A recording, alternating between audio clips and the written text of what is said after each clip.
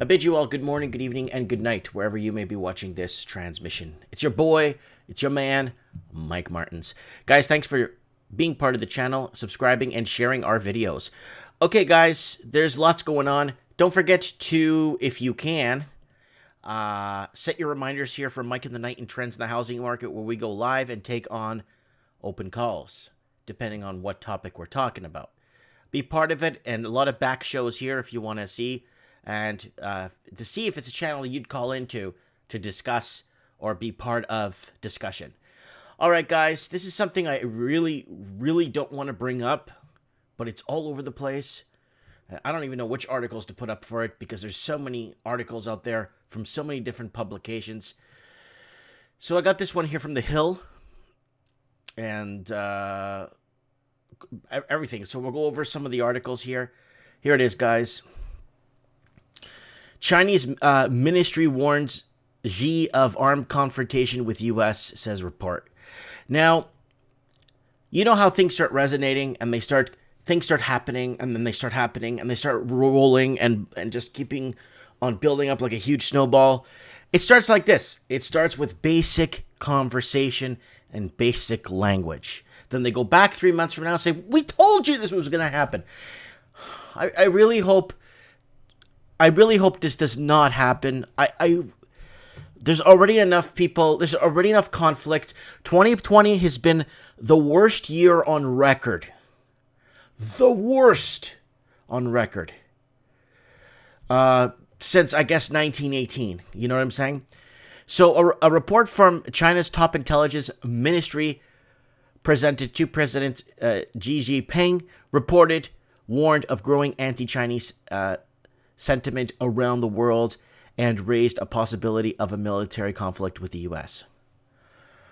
This is what Reuters reported on Monday, that the analysis, which was supposedly presented to Xi earlier last month, concluded that anti-Chinese sentiment resulting from the ongoing COVID pandemic was at its highest since the Tiananmen Square massacre in 1989.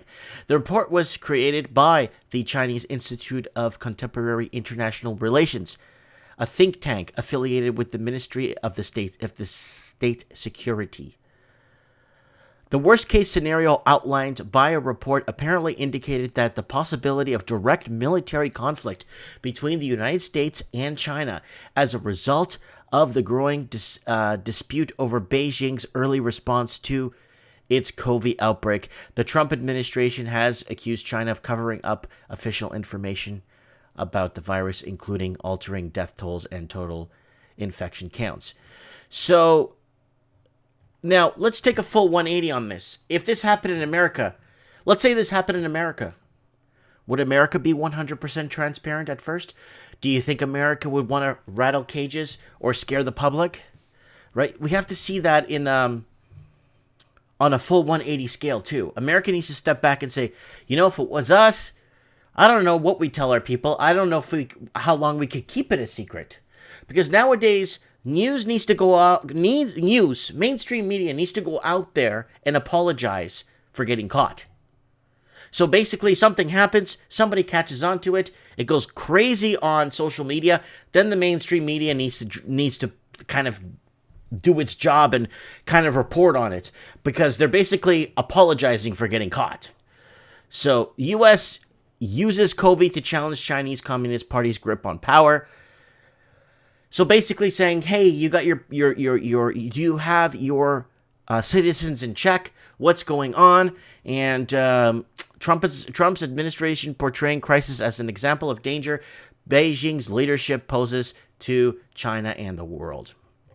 Again, the escalating row between Washington and Beijing over the blame for the COVID pandemic is fast becoming a battle over the Chinese Communist Party's legitimacy, raising the stakes in an already fraught relationship. And chastising Beijing for its failure to continue to contain the outbreak. How can they get, like, it was probably already out months before they realized something was wrong. You know, like, the only way they can know something's wrong is when all these people around them start falling like flies, and then they ring the alarm. Like, So hard, especially people traveling, you know what I'm saying? Senior Trump administration officials have gone out of their way to portray the crisis as a deadly illustration of the threat of the Communist Party rule poses the Chinese people and the world beyond. China warns of a possible conflict with U.S. over COVID backlash. Again, there's already enough troubles right now. It's been the worst year on years on record. We don't need possible armed. We don't even need to bring it up. You see, when it doesn't get brought up in discussion, guess what? It doesn't happen later on. You ever notice when you learn a new word? You ever happen to you where you learn a new word and you've never heard it before, and then later on that day you hear someone else saying that new word that you learned, and I'm like, whoa. And then 2 days later, you're hearing that new word again. I'm like, holy, I just learned this new word a day ago, or 3 days ago, and people are saying it left, right, and center. Where have I been? Well, that's what it feels like, and you don't want this to be coming up. Exclusive internal Chinese report warns Beijing faces Tiananmen-like global backlash over virus again. The report presented early last month by the Ministry of State Security of the top Beijing leaders, included President Xi Jinping, concluded the global anti-China sentiment is at its highest since 1989. Again, it's starting to kind of create waves all over social media. Here we go with the Daily Mail. China's supersonic stealth bomber could be ready later this year, making a third country alongside the U.S. and Russia capable of launching nukes from land, sea, and air.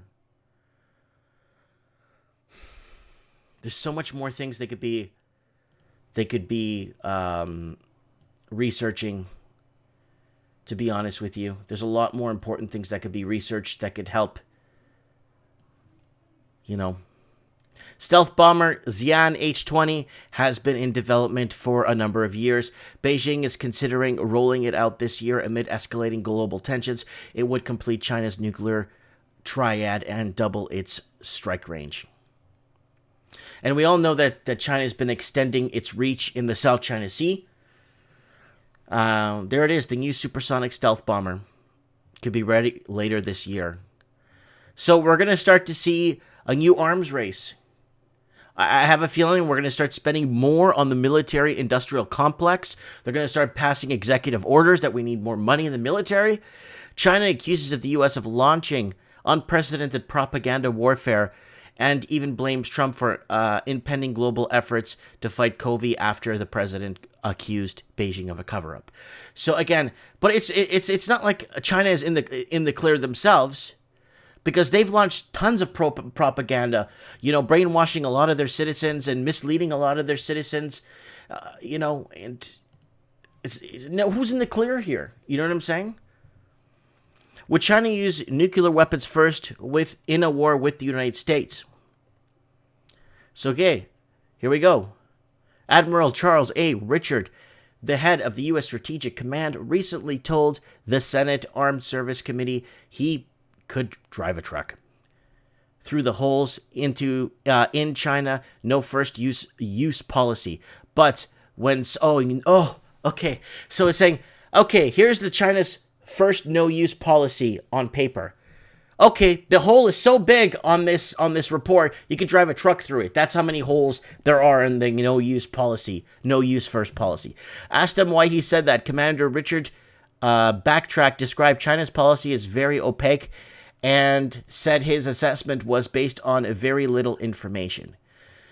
There you go, right there in the first paragraph. You got what you need to know about that right there. Let's move on. The U.S. risks losing the drone war arms race. Again, another arms race. They're just going to have to get more spending in there. They're going to have to rally up the people, la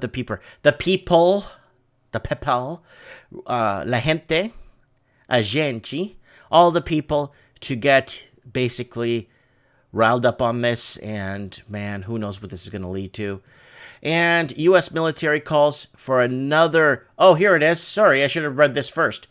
U.S. military calls for another $20 billion to counter China. Far from easing international geo... This is for what, from yesterday?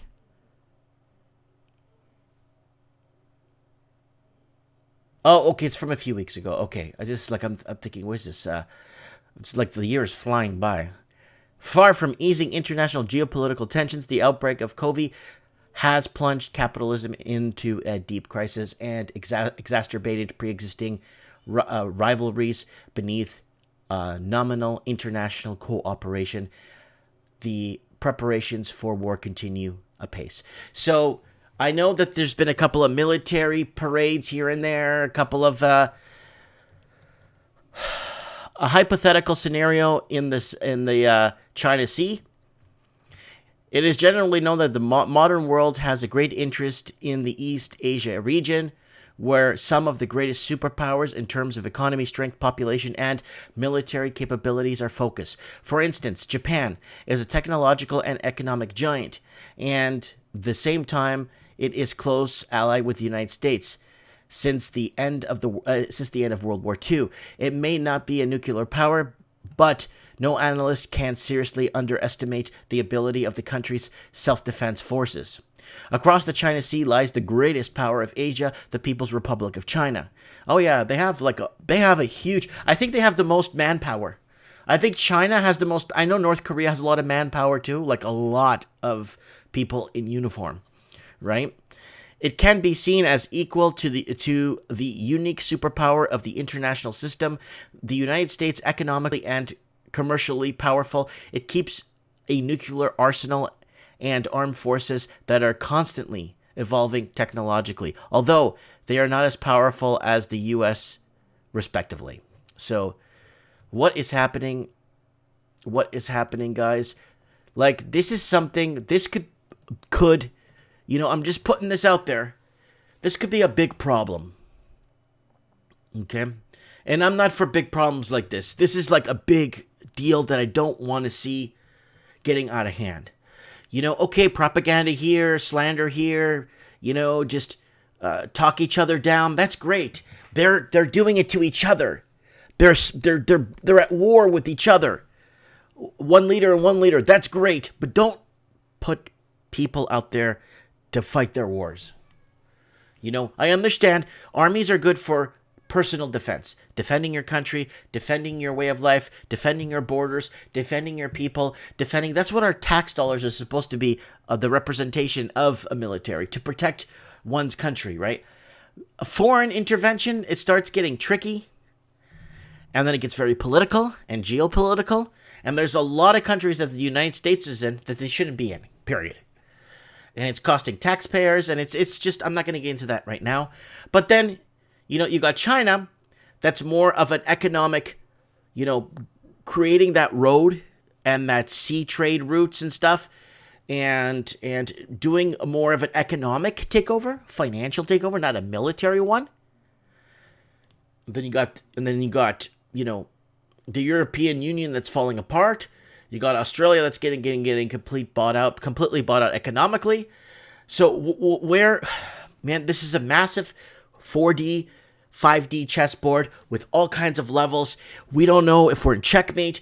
We don't know if level 4 could be in checkmate. Well, level 2 could be winning, and then level 1 of the chessboard looks like it's a complete write-off, and we don't know if we're tricking or treating. And we just want... I don't mind these two leaders bashing each other's, antlers, and just, you know, constantly picking at each other. I don't care, you know. I get a ton of people picking on me here on the channel. I don't care. You know, keep the war between me and you, you know what I'm saying? Like, it's you know, for what China did, yeah, sure. China screwed up, but China, I don't know. Did China know what it was dealing with? No. 100% they didn't. Right? At first, I'm saying. At first. Were they late in reporting to the people? Yes. But what if this happened? Let's say, in the EU? Would they get this much backlash? What if this happened in America? Like I said earlier, would America get that much backlash? if they took the same steps that China did, which I think America probably would have. Who knows? What do I know, right? But all I want is, I don't want this thing. I don't want 2020 to be the year I survived 2020. I know I said this as a joke. On Teespring, I'm going to make I Survived 2020 t-shirts. But I'm going to wait for the year to end before I design this shirt, because I don't want to jinx anybody. And I'm going to put a list of all the crap that's happened already to us this year. I think we need to start really looking at each other eye to eye, and instead of down the barrel of a gun, when things don't go right conversational wise. I think we need to we need voices. We need to pick a good voice, make it very clear, so we could I don't know. I'm just worried, and I hope there could be some sort of, I hope nothing happens from this. I hope this video just gets forgotten and nothing happens and everybody moves on with life, right? So, let me know what you guys think. I'm not trying to fearmonger or get everybody scared that the world's going to end in 2 hours. This is here. This is what we're seeing. And I'm not liking connecting the dots on this one. I really hope, you're going to see, I think you're going to see it fizzle out in a way where they're just going to bankrupt each other by an arms race. And they're just going to bankrupt each country, and the people suffer. And the people have to pick up the pieces and figure something out later. I was never one for war. I was never pro-war. So let me know in the comments what you guys think. Maybe, am I blowing this out of proportion? Maybe just talking for nothing. I hope so. I hope I hope this is all fake, and there's nothing to worry about. These aren't the droids you're looking for. Move along. Thanks for watching, guys. Comment below. Lots of love, and we'll stay in touch.